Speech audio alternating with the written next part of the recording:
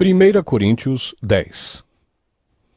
Irmãos, eu quero que vocês lembrem do que aconteceu com os nossos antepassados que seguiram Moisés. Todos foram protegidos pela nuvem e passaram pelo Mar Vermelho. Como seguidores de Moisés, eles foram batizados na nuvem e no mar. Todos comeram da mesma comida espiritual e beberam da mesma bebida espiritual, pois bebiam daquela rocha espiritual que ia com eles, e a rocha era Cristo.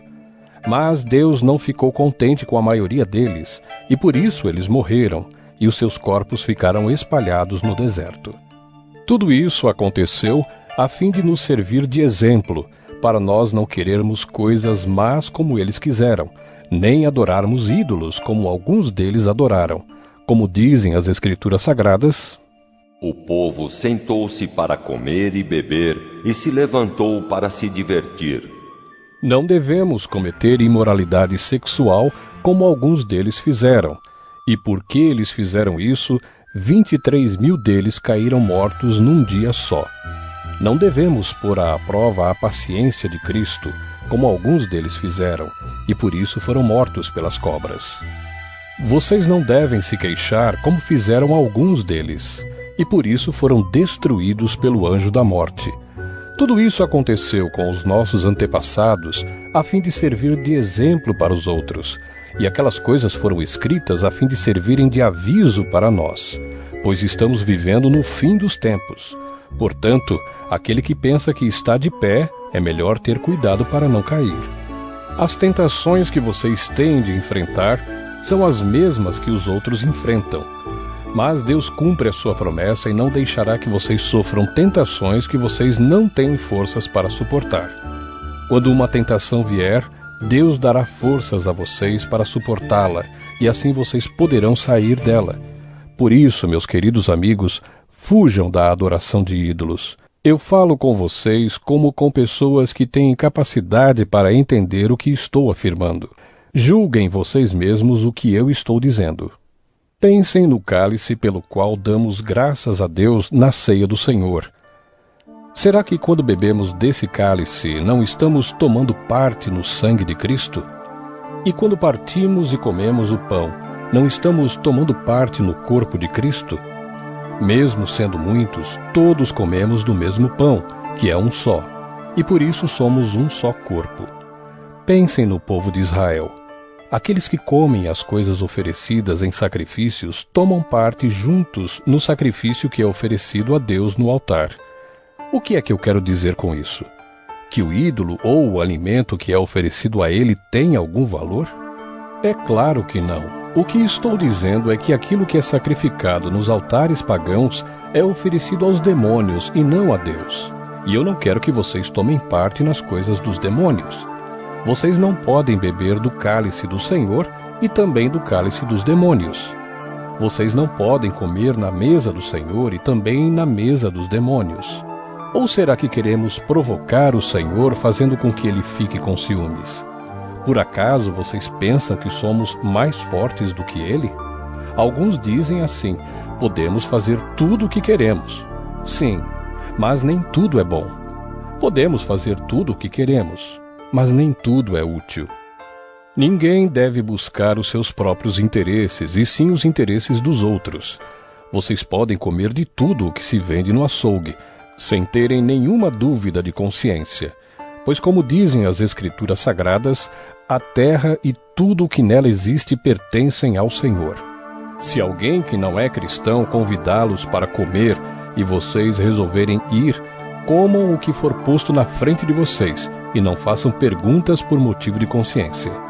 Mas se alguém disser a vocês: esta comida foi oferecida aos ídolos, neste caso não comam, por causa daquele que disse isso e também por motivo de consciência. Não estou falando da sua própria consciência, mas da consciência do outro. Mas alguém pode perguntar: por que é que a minha liberdade deve ser diminuída pela consciência dos outros? Se eu agradeço a Deus o alimento que como, por que é que sou criticado, se já o agradeci a Deus? Portanto, quando vocês comem ou bebem, ou fazem qualquer outra coisa, façam tudo para a glória de Deus. Vivam de tal maneira que não prejudiquem os judeus, nem os não-judeus, nem a Igreja de Deus. Façam como eu. Procuro agradar a todos em tudo o que faço, não pensando no meu próprio bem, mas no bem de todos, a fim de que eles possam ser salvos. 1 Coríntios 11. Sigam o meu exemplo como eu sigo o exemplo de Cristo. Eu os elogio porque vocês sempre lembram de mim e seguem as instruções que eu passei para vocês.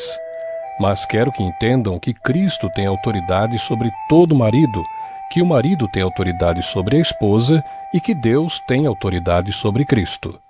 Se um homem cobre a cabeça quando ora ou anuncia a mensagem de Deus nas reuniões de adoração, ele está ofendendo a honra de Cristo. E se uma mulher não cobre a cabeça quando ora ou anuncia a mensagem de Deus nas reuniões de adoração, ela está ofendendo a honra do seu marido. Nesse caso, não há nenhuma diferença entre ela e a mulher que tem a cabeça rapada. Se a mulher não cobre a cabeça, então é melhor que ela corte o cabelo de uma vez. Já que é vergonhoso para a mulher rapar a cabeça ou cortar o cabelo, então ela deve cobrir a cabeça. O homem não precisa cobrir a cabeça, pois ele reflete a imagem e a glória de Deus. Mas a mulher reflete a glória do homem, pois o homem não foi feito da mulher, mas a mulher foi feita do homem. O homem não foi criado por causa da mulher, mas sim a mulher por causa do homem. Portanto, por causa dos anjos, a mulher deve pôr um véu na cabeça para mostrar que está debaixo da autoridade do marido. No entanto, por estarmos unidos com o Senhor, nem a mulher é independente do homem, nem o homem é independente da mulher. Porque assim como a mulher foi feita do homem, assim também o homem nasce da mulher. E tudo vem de Deus. Julguem vocês mesmos. Será que é certo que, num culto de adoração, a mulher ore a Deus sem estar com a cabeça coberta? Pois a própria natureza ensina que o cabelo comprido é uma desonra para o homem, mas para a mulher o cabelo comprido é motivo de orgulho. O cabelo foi dado a ela para lhe servir de véu. Mas se alguém quer discutir sobre esse assunto, o que eu posso dizer é que nem nós, nem as igrejas de Deus, temos outro costume nas reuniões de adoração. Nas instruções que agora vou dar a vocês, eu não posso elogiá-los, pois as suas reuniões de adoração fazem mais mal do que bem. Para começar, me contaram que nessas reuniões há grupos de pessoas que estão brigando, e eu creio que em parte isso é verdade. Não há dúvida de que é preciso haver divisões entre vocês para que fique claro quem são os que estão certos. Quando vocês se reúnem, não é a ceia do Senhor que vocês comem, pois na hora de comer, cada um trata de tomar a sua própria refeição, e assim, enquanto uns ficam com fome, outros chegam até a ficar bêbados. Por acaso vocês não têm as suas próprias casas onde podem comer e beber? Ou será que preferem desprezar a Igreja de Deus e envergonhar os que são pobres? O que é que vocês esperam que eu lhes diga? Querem que os elogie? É claro que não vou elogiá-los, porque eu recebi do Senhor este ensinamento que passei para vocês, que o Senhor Jesus, na noite em que foi traído, pegou o pão e deu graças a Deus. Depois partiu o pão e disse: Isto é o meu corpo, que é entregue em favor de vocês. Façam isto em memória de mim. Assim também, depois do jantar, ele pegou o cálice e disse: Este cálice é a nova aliança feita por Deus com o seu povo, aliança que é garantida pelo meu sangue. Cada vez que vocês beberem deste cálice, façam isso em memória de mim. De maneira que cada vez que vocês comem deste pão e bebem deste cálice, estão anunciando a morte do Senhor até que ele venha. Por isso, aquele que comer do pão do Senhor ou beber do seu cálice, de modo que ofenda a honra do Senhor, estará pecando contra o corpo e o sangue do Senhor. Portanto, que cada um examine a sua consciência e então coma do pão e beba do cálice. Pois a pessoa que comer do pão ou beber do cálice sem reconhecer que se trata do corpo do Senhor, estará sendo julgada ao comer e beber para o seu próprio castigo. É por isso que muitos de vocês estão doentes e fracos, e alguns já morreram. Se examinássemos primeiro a nossa consciência, nós não seríamos julgados pelo Senhor. Mas somos julgados e castigados pelo Senhor para não sermos condenados junto com o mundo. Portanto, meus irmãos, quando vocês se reunirem para a ceia do Senhor, esperem uns pelos outros. E se alguém estiver com fome, que coma em casa, para que Deus não castigue vocês por causa dessas reuniões. Os outros assuntos eu resolverei quando chegar aí. 1 Coríntios 12. Meus irmãos, quero que vocês saibam a verdade a respeito dos dons que o Espírito Santo dá. Vocês sabem que quando ainda eram pagãos, vocês eram desviados de várias maneiras para a adoração dos ídolos, os quais não têm vida.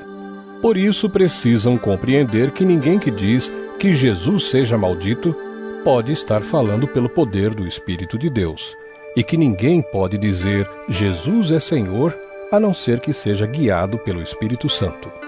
Existem tipos diferentes de dons espirituais, mas é um só e o mesmo Espírito quem dá esses dons. Existem maneiras diferentes de servir, mas o Senhor que servimos é o mesmo. Há diferentes habilidades para realizar o trabalho, mas é o mesmo Deus quem dá a cada um a habilidade para fazê-lo. Para o bem de todos, Deus dá a cada um alguma prova da presença do Espírito Santo. Para uma pessoa, o Espírito dá a mensagem de sabedoria, e para outra, o mesmo Espírito dá a mensagem de conhecimento. Para uma pessoa, o mesmo Espírito dá fé, e para outra dá o poder de curar. Uma pessoa recebe do Espírito poder para fazer milagres, e outra recebe o dom de anunciar a mensagem de Deus. Ainda outra pessoa recebe a capacidade para saber a diferença entre os dons que vêm do Espírito e os que não vêm dele. Para uma pessoa, o Espírito dá a capacidade de falar em línguas estranhas, e para outra, ele dá a capacidade de interpretar o que essas línguas querem dizer. Porém, é um só e o mesmo Espírito quem faz tudo isso. Ele dá um dom diferente para cada pessoa conforme ele quer. Cristo é como um corpo, o qual tem muitas partes, e todas as partes, mesmo sendo muitas, formam um só corpo. Assim também todos nós, judeus e não judeus, escravos e livres, fomos batizados pelo mesmo Espírito para formar um só corpo. E a todos nós foi dado de beber do mesmo Espírito, pois o corpo não é feito de uma só parte, mas de muitas. Se o pé disser, já que não sou mão, não sou do corpo, nem por isso deixa de ser do corpo. Se o ouvido disser, já que não sou olho, não sou do corpo, nem por isso deixa de ser do corpo. Se o corpo todo fosse olho, como poderíamos ouvir? E se o corpo todo fosse ouvido, como poderíamos cheirar? Assim Deus colocou cada parte diferente do corpo conforme ele quis. Se o corpo todo fosse uma parte só, não existiria corpo. De fato existem muitas partes, mas um só corpo. Portanto, o olho não pode dizer para a mão, eu não preciso de você. E a cabeça não pode dizer para os pés, não preciso de vocês. O fato é que as partes do corpo que parecem ser as mais fracas são as mais necessárias, e aquelas que achamos menos honrosas são as que tratamos com mais honra. E as partes que parecem ser feias recebem um cuidado especial, que as outras mais bonitas não precisam. Foi assim que Deus fez o corpo, dando mais honra às partes menos honrosas. Desse modo, não existe divisão no corpo, mas todas as suas partes têm o mesmo interesse umas pelas outras. Se uma parte do corpo sofre, todas as outras sofrem com ela. Se uma é elogiada, todas as outras se alegram com ela. Pois bem, vocês são o corpo de Cristo, e cada um é uma parte desse corpo. Na igreja, Deus pôs tudo no lugar certo. Em primeiro lugar, os apóstolos. Em segundo, os profetas. E em terceiro, os mestres. Em seguida pôs os que fazem milagres. Depois, os que têm o dom de curar, ou de ajudar, ou de liderar, ou de falar em línguas estranhas. Nem todos são apóstolos, ou profetas, ou mestres. Nem todos têm o dom de fazer milagres, nem de curar doenças, nem de falar em línguas estranhas, nem de explicar o que essas línguas querem dizer. Por isso, se esforcem para ter os melhores dons. Porém, eu vou mostrar a vocês o caminho que é o melhor de todos.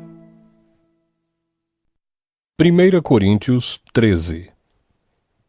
Eu poderia falar todas as línguas que são faladas na terra e até no céu, mas se não tivesse amor, as minhas palavras seriam como o som de um gongo ou como o barulho de um sino. Poderia ter o dom de anunciar mensagens de Deus, ter todo o conhecimento, entender todos os segredos e ter tanta fé que até poderia tirar as montanhas do seu lugar. Mas se não tivesse amor, eu não seria nada. Poderia dar tudo o que tenho e até mesmo entregar o meu corpo para ser queimado. Mas se eu não tivesse amor, isso não me adiantaria nada. Quem ama é paciente e bondoso. Quem ama não é ciumento, nem orgulhoso, nem vaidoso. Quem ama não é grosseiro, nem egoísta, não fica irritado, nem guarda mágoas. Quem ama não fica alegre quando alguém faz uma coisa errada, mas se alegra quando alguém faz o que é certo. Quem ama nunca desiste, porém suporta tudo com fé, esperança e paciência. O amor é eterno. Existem mensagens espirituais, porém elas durarão pouco. Existe o dom de falar em línguas estranhas, mas acabará logo. Existe o conhecimento, mas também terminará. Pois os nossos dons de conhecimento e as nossas mensagens espirituais são imperfeitos.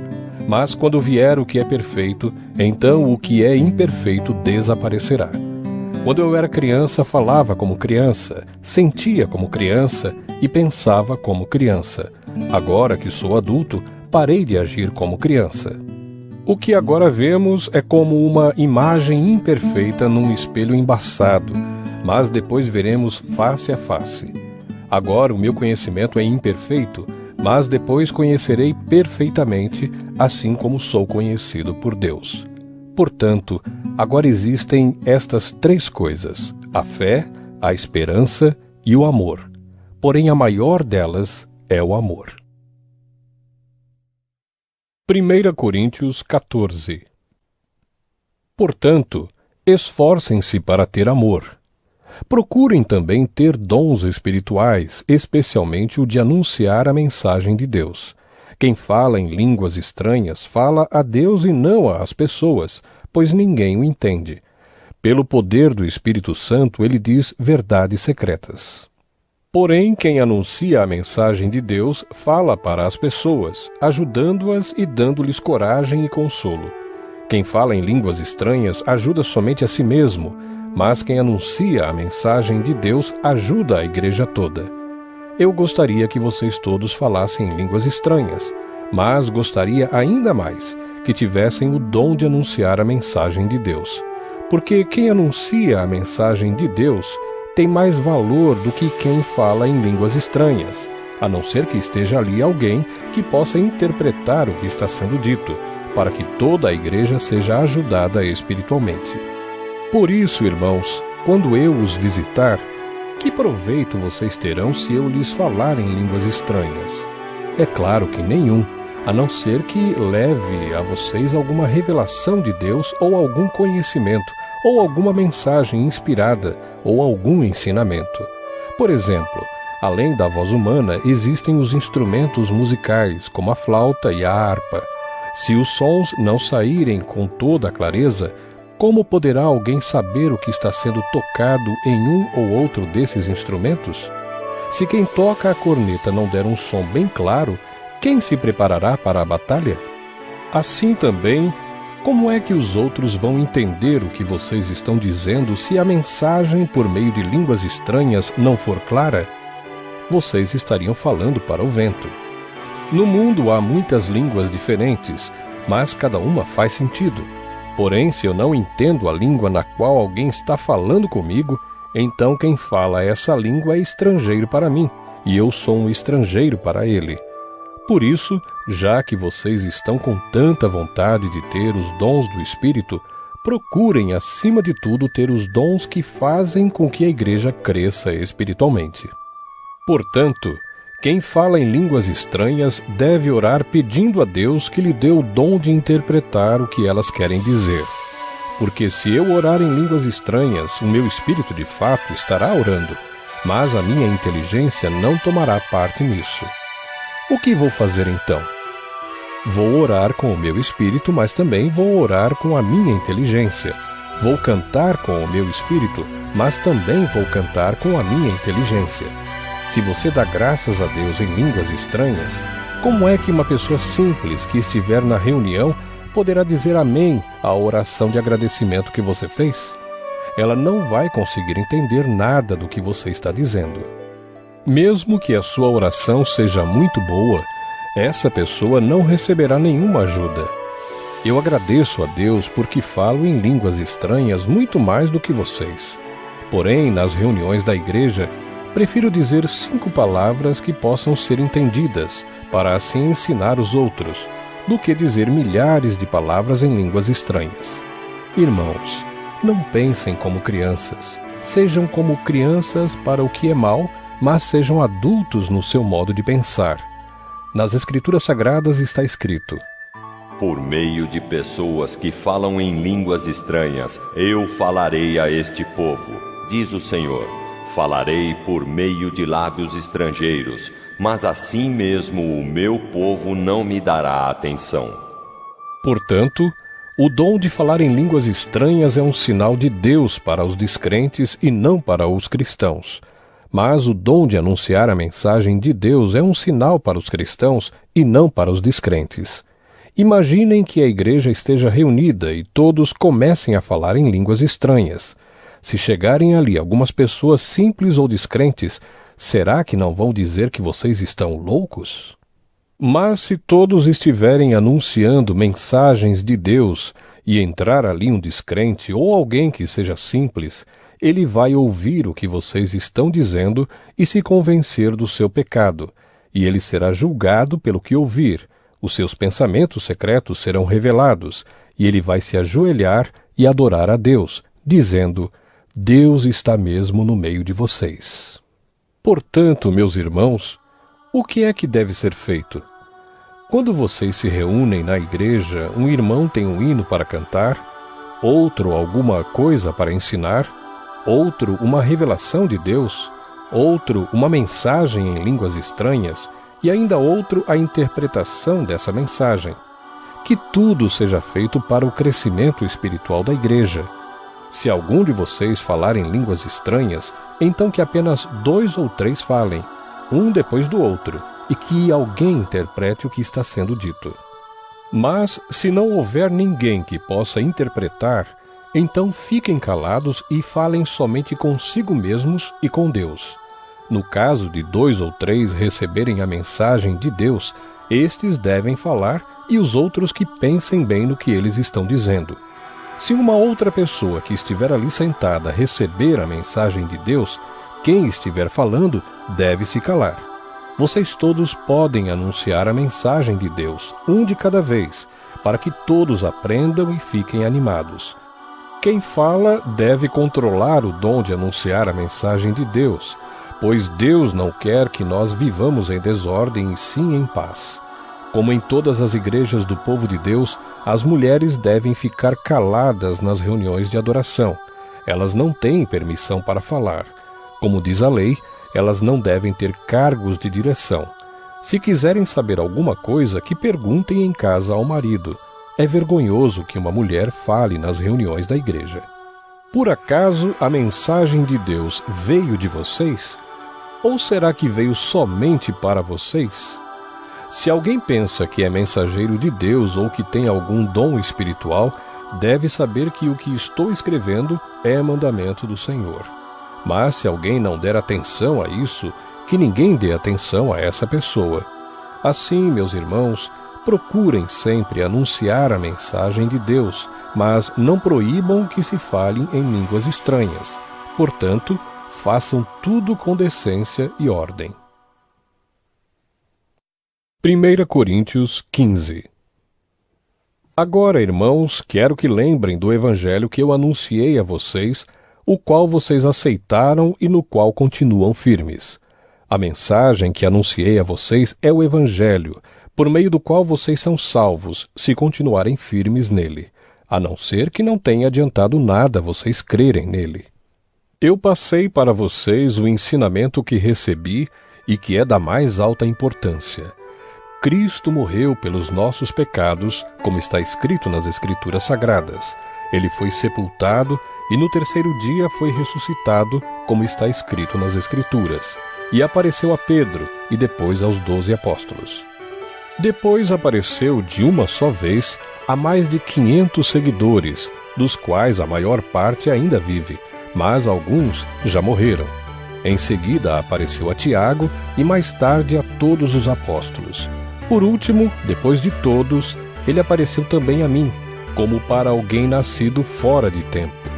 De fato, eu sou o menos importante dos apóstolos, e até nem mereço ser chamado de apóstolo, pois persegui a Igreja de Deus. Mas, pela graça de Deus, sou o que sou, e a graça que Ele me deu não ficou sem resultados. Pelo contrário, eu tenho trabalhado muito mais do que todos os outros apóstolos.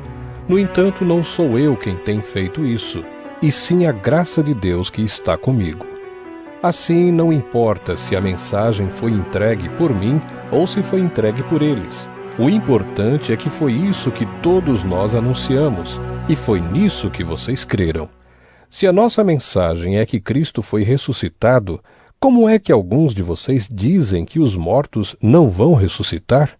Se não existe a ressurreição de mortos, então quer dizer que Cristo não foi ressuscitado. E se Cristo não foi ressuscitado, nós não temos nada para anunciar e vocês não têm nada para crer. E mais ainda, nesse caso estaríamos mentindo contra Deus, porque afirmamos que Ele ressuscitou Cristo. Mas se é verdade que os mortos não são ressuscitados, então Deus não ressuscitou Cristo. Porque se os mortos não são ressuscitados, Cristo também não foi ressuscitado. E se Cristo não foi ressuscitado, a fé que vocês têm é uma ilusão, e vocês continuam perdidos nos seus pecados. Se Cristo não ressuscitou, os que morreram crendo nele estão perdidos. Se a nossa esperança em Cristo só vale para esta vida, nós somos as pessoas mais infelizes deste mundo. Mas a verdade é que Cristo foi ressuscitado, e isso é a garantia de que os que estão mortos também serão ressuscitados. Porque assim como por meio de um homem veio a morte, assim também por meio de um homem veio a ressurreição. Assim como por estarem unidos com Adão todos morrem, assim também por estarem unidos com Cristo todos ressuscitarão. Porém, cada um será ressuscitado na sua vez. Cristo o primeiro de todos, depois os que são de Cristo quando ele vier, e então virá o fim. Cristo destruirá todos os governos espirituais, todas as autoridades e poderes, e entregará o reino a Deus, o Pai. Pois Cristo tem de reinar até que Deus faça com que ele domine todos os inimigos. O último inimigo que será destruído é a morte. As Escrituras Sagradas dizem: Deus pôs todas as coisas debaixo do domínio dele. É claro que dentro das palavras todas as coisas não está o próprio Deus, que põe tudo debaixo do domínio de Cristo. Mas, quando tudo for dominado por Cristo, então o próprio Cristo, que é o Filho, se colocará debaixo do domínio de Deus, que pôs todas as coisas debaixo do domínio dele. Então, Deus reinará completamente sobre tudo. Pensem agora nas pessoas que são batizadas em favor dos mortos. O que é que elas esperam conseguir? Se os mortos não são ressuscitados, por que é que essas pessoas se batizam em favor deles? E quanto a nós, por que é que nos colocamos em perigo a toda hora? Irmãos, eu enfrento a morte todos os dias. Se afirmo isso, é pelo orgulho que tenho de vocês, pois estamos todos unidos com Cristo Jesus, o nosso Senhor. Aqui em Éfeso eu lutei contra inimigos como se lutasse contra animais selvagens.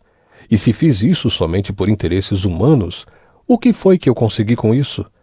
Se é verdade que os mortos não são ressuscitados, façamos o que diz o ditado: comamos e bebamos, porque amanhã morreremos.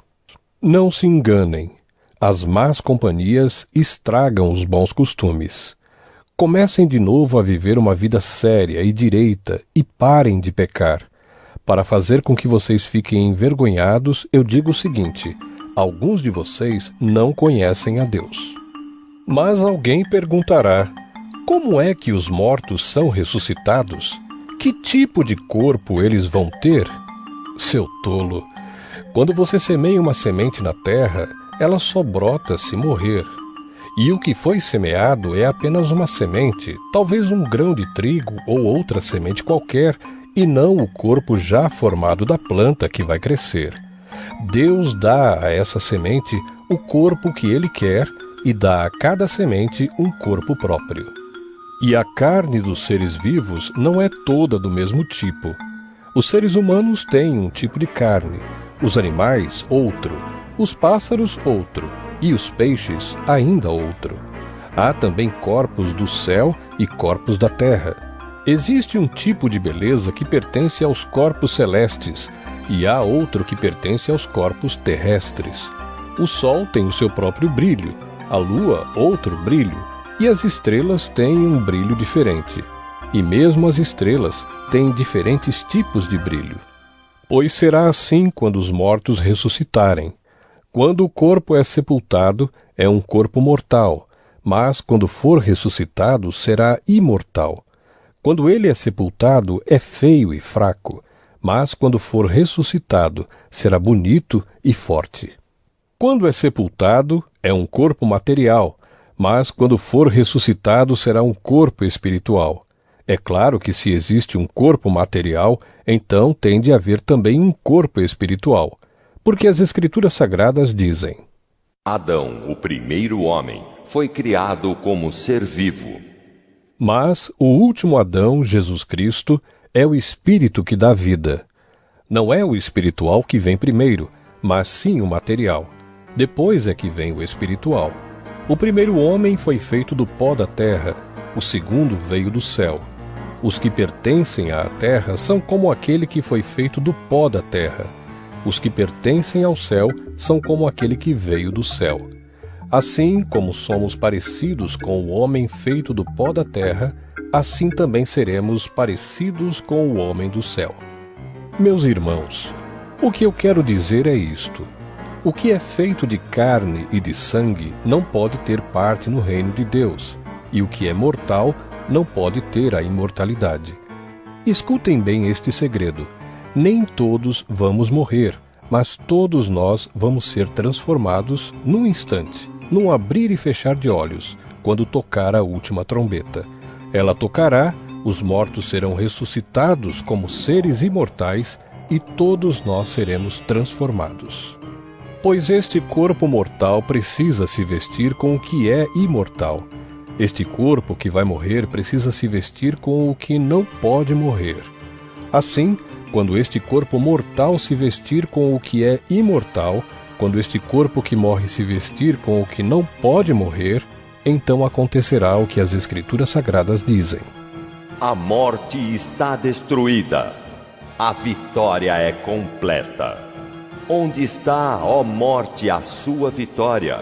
Onde está, ó morte, o seu poder de ferir? O que dá à morte o poder de ferir é o pecado, e o que dá ao pecado o poder de ferir é a lei. Mas agradeçamos a Deus que nos dá a vitória por meio do nosso Senhor Jesus Cristo. Portanto, queridos irmãos, continuem fortes e firmes, continuem ocupados no trabalho do Senhor, pois vocês sabem que todo o seu esforço nesse trabalho sempre traz proveito. 1 Coríntios 16. Agora vou tratar do dinheiro para ajudar o povo de Deus da Judéia. Façam o que eu disse às igrejas da província da Galácia.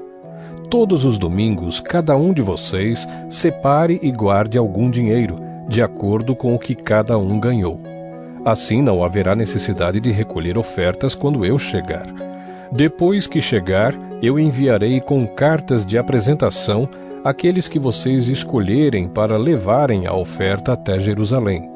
Se for conveniente que eu também vá, eles farão a viagem comigo.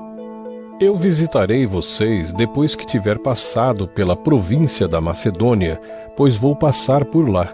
Pode ser que eu fique algum tempo com vocês, talvez todo o inverno, e assim vocês poderão me ajudar a continuar a minha viagem para onde quer que eu for. Pois eu não quero ver vocês apenas de passagem. Se o Senhor permitir, espero ficar bastante tempo com vocês. Resolvi ficar aqui em Éfeso até o dia de Pentecostes, pois encontrei aqui ótimas oportunidades para um grande e proveitoso trabalho, embora muita gente esteja contra mim. Se Timóteo chegar aí, façam tudo para que ele se sinta bem entre vocês, pois assim como eu, ele também está trabalhando para o Senhor. Não deixem que ninguém o despreze. Pelo contrário, vocês devem ajudá-lo a continuar a sua viagem em paz, a fim de que ele volte para cá, pois estou esperando que ele volte junto com os outros irmãos. Quanto ao irmão Apolo, tenho recomendado muitas vezes que vá visitar vocês com os outros irmãos, mas ele acha que não deve ir agora. Ele irá na primeira oportunidade. Estejam alertas, fiquem firmes na fé, sejam corajosos, sejam fortes. Que tudo o que vocês fizerem seja feito com amor. Vocês conhecem Estéfanas e a família dele? Vocês sabem que eles foram os primeiros cristãos convertidos na província da Acaia e que eles têm se dedicado ao serviço do povo de Deus. Peço a vocês, meus irmãos, que sigam a orientação deles e dos outros que os ajudam e trabalham com eles. Eu estou alegre com a vinda de Estéfanas, de Fortunato e de Acaico, pois eles fizeram o que vocês, por estarem ausentes, não podiam fazer. Eles me animaram muito e sei que animaram vocês também. Gente como essa merece elogios. As igrejas da província da Ásia mandam saudações. Áquila e a sua esposa Priscila e a igreja que se reúne na casa deles mandam saudações cristãs a vocês. Todos os irmãos daqui mandam saudações. Cumprimentem uns aos outros com um beijo de irmão. Escrevo isto com a minha própria mão. Saudações de Paulo. Quem não ama o Senhor, que seja amaldiçoado. Maranata. Vem nosso Senhor. Que a graça do nosso Senhor Jesus esteja com vocês, e que o meu amor esteja com todos vocês, pois estamos unidos com Cristo Jesus.